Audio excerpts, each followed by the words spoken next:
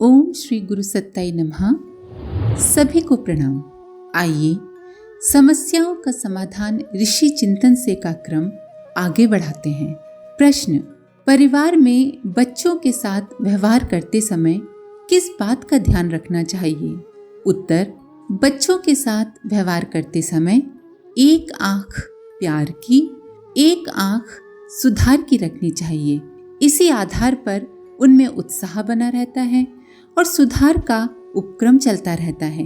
यदि मात्र प्यार ही करते रह जाएं, उनकी हर भली बुरी इच्छा को पूरी करते रहने का प्रयास किया जाए तो निश्चित रूप से बच्चे बिगड़ेंगे और ऐसे आग्रह करने लगेंगे जिन्हें पूरा करने के लिए न्याय, नीति एवं औचित्य को तिलांजलि देनी पड़ेगी।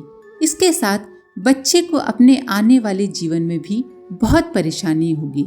अगर बच्चों को पूरे समय डांटते ही रहा जाए तो ये भी बहुत ही गलत है।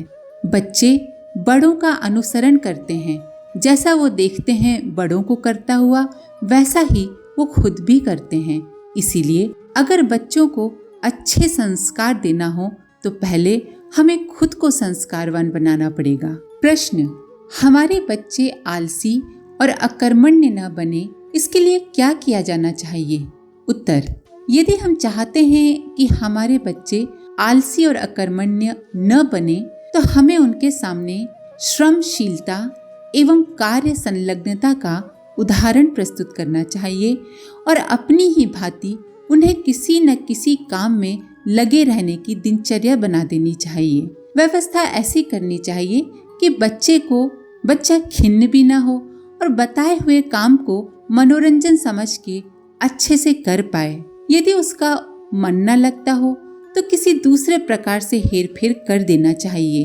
खेलना भी एक काम है, यदि वो नियत समय और उचित वातावरण में संपन्न किया जाए।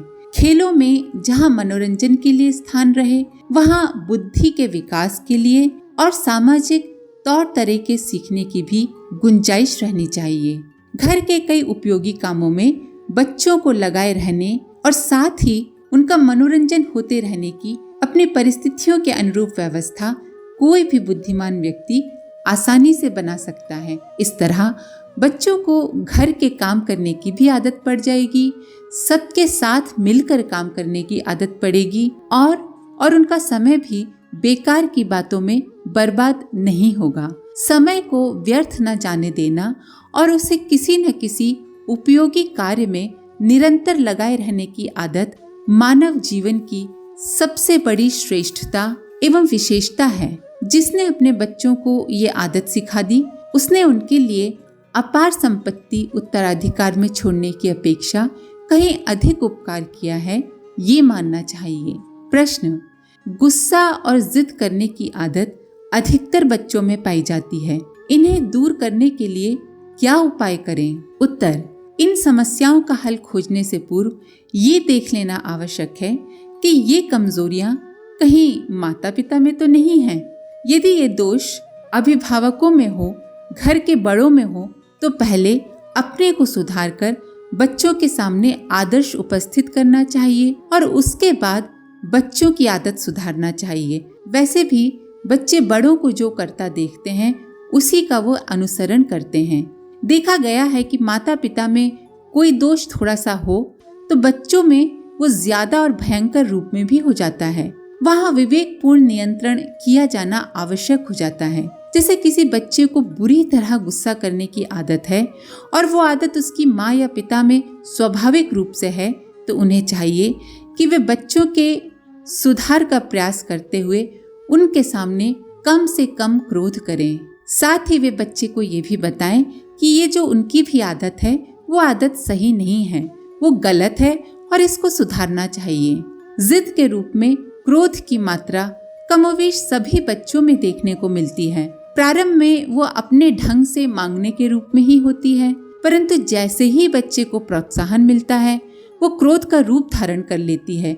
बच्चा पहले जिद करता है और अगर जिद पूरी ना हुई तो बच्चे को गुस्सा आता है। जिद को कभी प्रोत्साहन नहीं देना चाहिए। जहाँ तक हो सके बच्चे की जिद को विवेकपूर्ण तरीके से निरुत्साहित ही करना चाहिए। जिद प्रखर इच्छा शक्ति का प्रतीक है, अतः उसे रचनात्मक दिशा भी दी जा सकती है। जो बच्चे अपनी इच्छा पूर्ति के लिए बहुत बुरी तरह अड़ जाते हैं, उन्हें दूसरे अच्छे कार्यों की ओर प्रेरित करना चाहिए। प्रश्न, बच्चों को पढ़ने के लिए दूर भेजना या फिर स्वयं का किसी अच्छे कार्य के लिए परिवार से दूर जाना क्या उचित है? उत्तर, मोहवश बच्चों को दूर पढ़ने भेजने के लिए अभिभावकों को अक्सर कतराते देखा गया है। बच्चा आंखों के सामने रहना चाहिए, ये भावुकता का तकाजा है, विवेक का नहीं। प्राचीन काल में बच्चों को सुदूर गुरुकुलों में पढ़ने के लिए खुशी से भेजा जाता था। इसका अर्थ ये नहीं है कि उनके माता पिता उनको प्रेम नहीं करते थे, पर इसका अर्थ ये है कि हित चिंतन को प्रथम और मोह ममता को द्वितीय स्थान दिया जाता था। उसमें बच्चों को भी अभिभावकों की तरह ही कष्ट हुआ करता था, पर अंततः भावुकता ही तो सब कुछ नहीं है। यदि औचित्य और कर्तव्य की उपेक्षा की जाने लगे तो फिर सेना में भर्ती होने के लिए न तो कोई व्यक्ति ही स्वयं तैयार होगा और न ही उसके घर वाले ऐसे जोखिम भरे दुस्साहस के लिए सहमति देंगे। यदि ऐसे ही प्रश्न चल पड़े तो फिर वानप्रस्थ परंपरा का तो अंत हुआ ही समझना चाहिए। परिवार छूटने छोड़ने की असुविधा सब समझते हैं, सब जानते हैं। मोह की प्रधानता रहते ऐसी व्यवस्था बन ही नहीं पड़ेगी। ऐसी दशा में मोह की वजह से लोग अपने परिवार को छोड़कर समाज कल्याण के लिए बाहर निकलेंगे ही नहीं। ऐसी दशा में व्यक्ति और समाज को ऐसी क्षति उठानी पड़ेगी जिसकी पूर्ति और किसी प्रकार हो ही नहीं सकती। जन्म से लेकर मरण पर्यंत परिवार के लोगों के साथ ही रहना, उन्हीं के लिए मरना खपना, ये दिखाता है कि पारिवारिक प्रेम की सघनता तो थी, फिर भी उस भावुकता के पीछे विवेक का समावेश न होने से ये कोई सराहनापूर्ण कार्य नहीं बल्कि भर्त्सनापूर्ण कार्य ही है। प्रश्न, भावी पीढ़ी में घर से भागने की बढ़ती हुई प्रवृत्ति अभिभावकों एवं समाज के लिए गंभीर समस्या बनती जा रही है। इसका निदान कैसे किया जाए? उत्तर, बच्चों के घर छोड़कर निकल जाने की प्रवृत्ति को देखते हुए ये प्रतीत होता है कि कहीं कोई भारी त्रुटि हो रही है, जिसके कारण बच्चे ऐसा कदम उठाने में भी नहीं झिझकते। इस समस्या के निदान के लिए बाह्य उपचारों की अपेक्षा समस्या के मूल में जाना होगा, जिसके कारण बच्चे अनिश्चित भविष्य की ओर बढ़ते हैं। बच्चों का अधिकांश समय परिवार में व्यतीत होता है। माता पिता के स्नेह दुलार एवं भावनाओं के पोषण से बच्चे के व्यक्तित्व का निर्माण होता है। जहां एक और अभिभावकों के स्नेह प्यार से बच्चे का विकास संभव है, वहीं दूसरी ओर दबाव, उपेक्षा एवं तिरस्कार से उसके कोमल हृदय पर ठेस पहुंचती है। उपेक्षा एवं तिरस्कार का भाजन बनने पर अपने ही घर परिवार में वो परायापन अनुभव करने लगता है और पलायनवादी बन जाता है। आज अधिकांश परिवारों में बच्चों को सुख साधन अधिकाधिक देकर उनकी क्षमता व श्रम शक्ति को कुंठित कर दिया जाता है। प्रतिकूल परिस्थितियों से संघर्ष करने की उनमें क्षमता ही नहीं रह जाती। घर से भागकर बाहर कमाने का एक ही रास्ता उन्हें दिखाई देता है। शिक्षा में अरुचि, बुरी संगति, शहरों की चकाचौंध, सहनशीलता एवं विवेक की कमी होने के कारण भी बच्चों में ये प्रवृत्ति पनपती है। बच्चों का घर से विमुख हो जाना अभिभावकों के प्रति एक खुली चुनौती है। बच्चों में बढ़ती हुई इस प्रवृत्ति का मूल कारण ढूंढने पर पता चलता है कि वस्तुतः माता पिता ही दोषी हैं।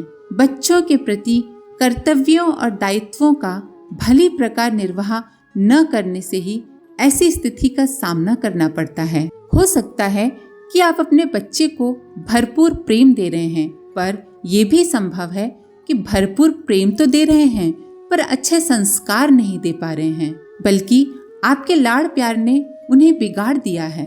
बच्चे राष्ट्र की अमूल्य निधि होते हैं।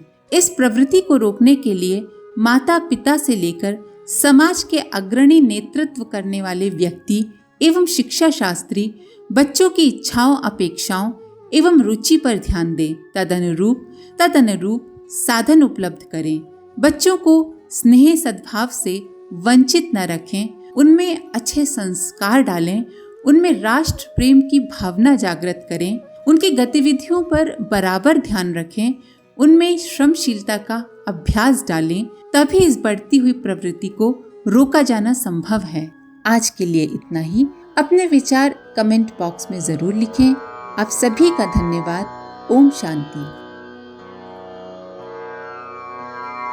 हमारे YouTube चैनल को सब्सक्राइब करें और बेल आइकन को दबाकर ऑल पर क्लिक करें ताकि आने वाले सभी वीडियोस की नोटिफिकेशन आपको मिलती रहे।